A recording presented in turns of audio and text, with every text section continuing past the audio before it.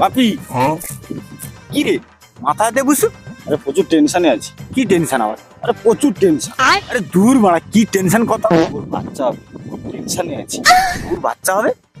পয়লা বাচ্চা নাকি? আরে না, পইলে একটা বাচ্চা আছে, সেটা সিজারে হয়েছে।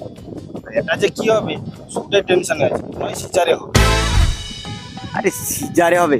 সিজার কবে বন্ধ হচ্ছে তুই জানো না? কি সিজার বন্ধ হয়েছে? আরে এই তো কালকে তোর 4খানা সিজার ছিল, নর্মাল করে দিলি।